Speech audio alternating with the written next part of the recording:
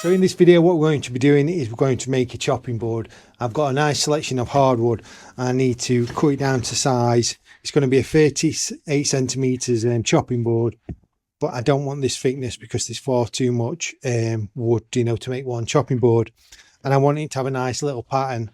I've got a selection of wood from English oak all the way up to some nice African variants of sapele. So hopefully by the end of the video you'll see the steps that I take. Obviously I've got to film this over a few days with the glue up, but it'll give you an idea if you want to make your own chopping board and show you the tools that I use. Now we've picked the wood, what I want to do is get on this table saw here. So it's just a job site one because my workshop's so small I can't have a fixed one in place. I'd love one, I'd like a massive cabinet one, but everyone would. So for this I've got this Evolution one, but I've had it a few months now and it has been good for what I use it for, mainly just for making chopping boards. Obviously if you follow me on YouTube you'll see a lot of my stuff's on my lathe doing wood turning, but I also like doing this sort of stuff. So I'm just going to set this up and get the measurements, because obviously I don't want it all one size and I want to make a nice pattern. So hopefully once this is done we can sell it at a craft fair, or even someone I might know might see me watching this video, like some of my projects, and ask me if I'm selling it, and I'll sell it to them.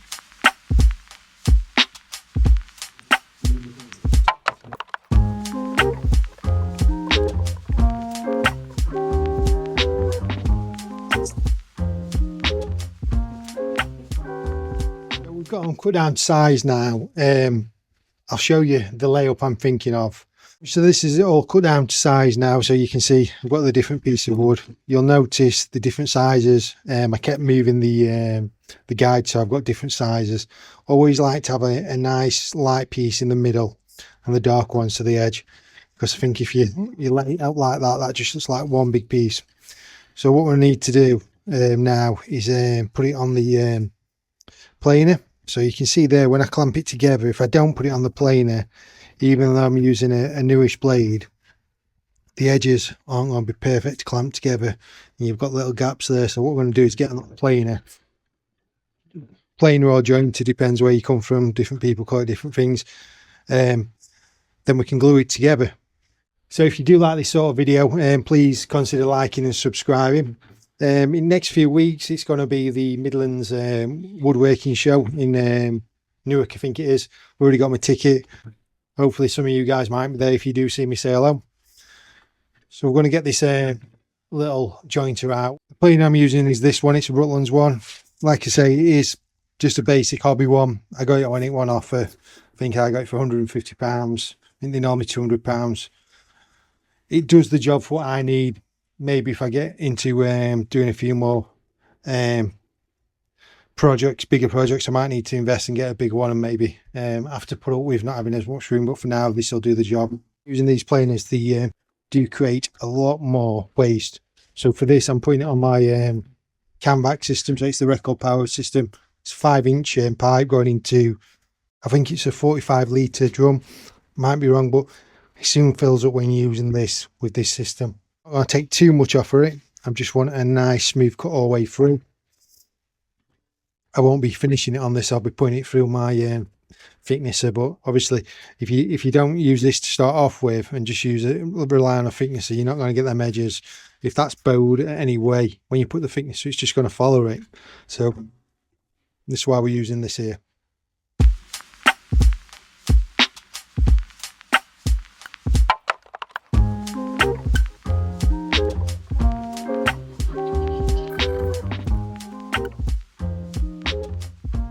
So this is the part I'm not the best at, to be fair, obviously clamping up and finishing them.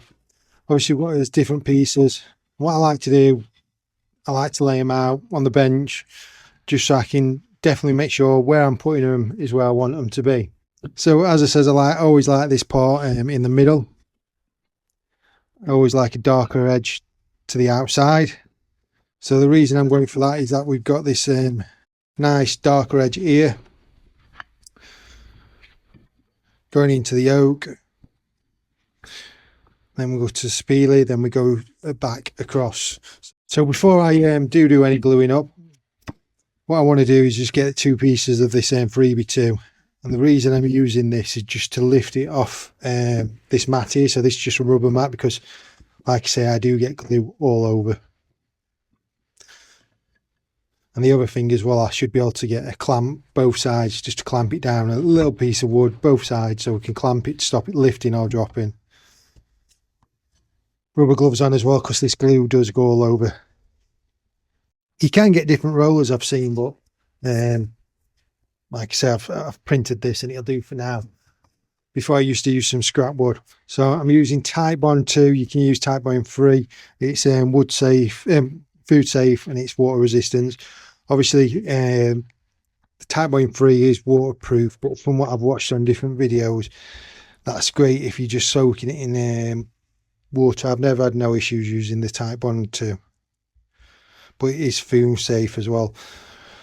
All the products I'm going to be using on this is food safe as well, so obviously I'm going to be using food safe mineral oil, and it's important, obviously, if you're selling it, you need to be using food safe stuff, and if you're using it for yourself as well. So this is the first time I've tried to film me doing a chopping board. Last time it did go to a bit of a disaster. Like I say, I'm not great at clamping these together, and I've only got these cheap Parkside ones. So all I'm doing now is just rotating it to the back side. See if you can spot the error that I've done. So when gluing these up, I did it last time. You glue one side, but obviously this last one shouldn't really have glue on this side, so what I'm going to have to do, so it don't go all over, is put it there. So I want to level it up as best as I can, so I'm not going to have as much waste. So that's going to be like the shortest one I've got there. So I'm just going to bring it there. I'm going to get my clamps, clamp it together, just wipe any excess off I've got up to yet, because when I clamp it together, I'm going to have a lot more excess coming through. Clamps I'm using, just like I say, these Parkside ones. Got a mixture of these and just like the traditional ones.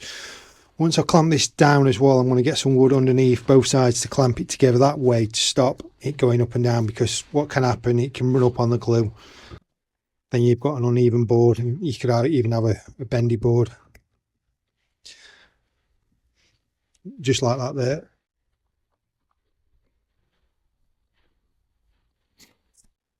What I like to do sometimes as well, I've got these Parkside ones. I think that you can get a bit more tension on these than these. Sometimes these do.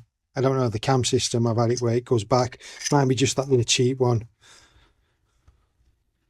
When you look at the people buying these clamps in America, you can get like the Home Depot ones really cheap, but in England you can't get anything like that really cheap. Everyone seems to be using the Bessie ones. Got the cheapest selection, about £35 a clamp. These 2N ones here, I'm just going to put some more clamps on. So we're all glued up now. Like I say, it's clamped in some sort of way. I'm going to have a bit of a tidy up, and I'll bring you guys back in a few seconds to you. But to me, it'll probably be tomorrow or the day after. Just depends how well it's dried. So it's a few days later, and it's all been glued up, and it's ready to put through the thicknesser. Obviously, what we need to do once we put it through the thicknesser, we need to make it a nice shape as well, so we'll have to get rid of these edges, but we're leaving these on because sometimes you can have a little bit of tear out. So the thickness I'm using is a DeWalt one, a nice heavy duty one. You've got different gauges there, so you can take off from obviously 0mm all the way up to 3mm. Up to my camback system on a 5-inch outlet, because believe it or not, the blades will take quite a lot off of here. So what I want to do here, you've got the gauge here, so each spin of them is dropping down 1 mil.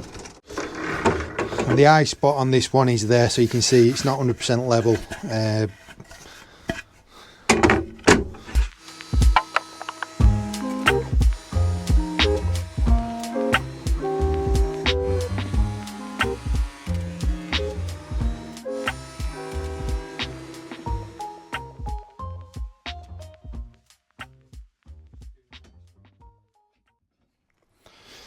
So the reason I went for the track saw system today is because I just found it easier and faster. I'm using the track itself, so it's not a full-on track saw, it's the Evolution R185cc SX.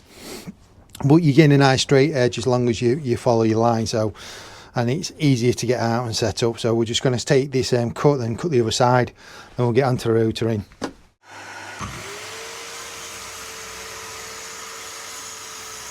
So with that removed, what we need to do is clean these edges up here. So before I sand any of these edges, I'm just going to get that router out.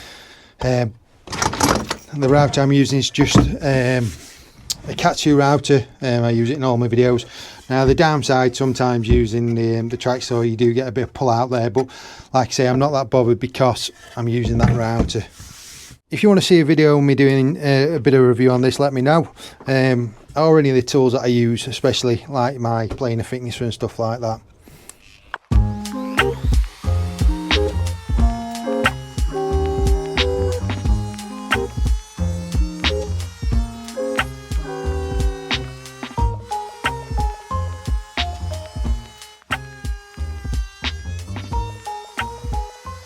So you can see there, the edges are nice. There's a bit of burning there, but we can sort that out with the sander. What I'm going to do is get this silicone mat. One, it stops the board from rubbing about, and obviously when I flip it over, I don't want it to scratch on anything. Obviously for this, I'm going to get a dust mask on. I've got this Trend one. I've used lots of different dust masks in the past, and every one I really fail with fogging up.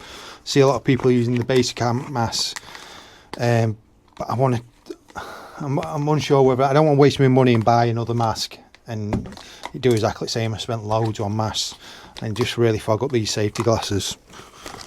But for this sort of stuff, you do need a safety mask on, because you're going to get quite a lot of dust. And I've got my orbital sander set up on my vacuum system, but the sander I'm using, it's just a Parkside one, very vibrating. Eventually I'd like one of the ones a bit like the Mika ones, but obviously I don't want to spend £500, so I'll probably go for like the Rutlands one, or one off Amazon. But for now, this is doing the job, and I've done quite a few tables and chopping boards with this. But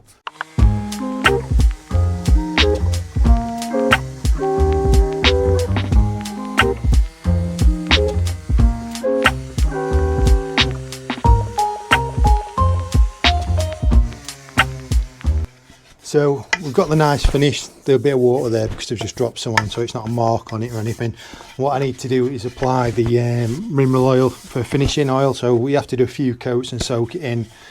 Some people put it in a tub and soak it in, but I've always built up the coat, so I've done them over a few hours.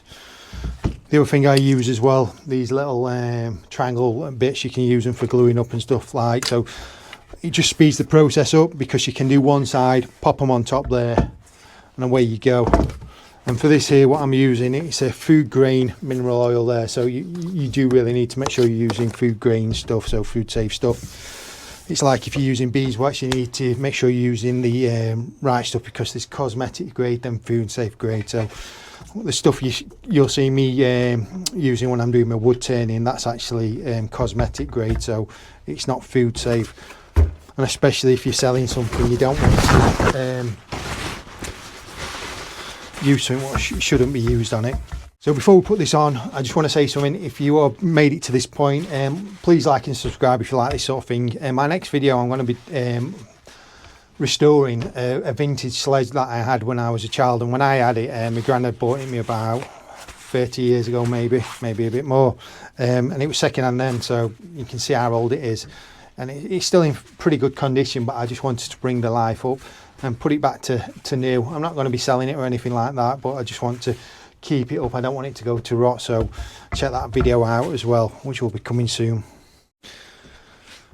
So what I'm going to do here is just pour some on and just let it really soak into the wood. It doesn't matter if it goes on the mat, because you just need to really apply it on. Just let it really soak into this wood. And what I'm going to do is just flip her over now, pour a bit more on here. That's the beauty of these triangle bits. Just going to really work it on. I'll leave it for a while, put a few more coats on. So after about 4 coats of those over a few hours, it'll be ready. Just wipe the excess off with a nice clean cloth and get it ready to present and start using.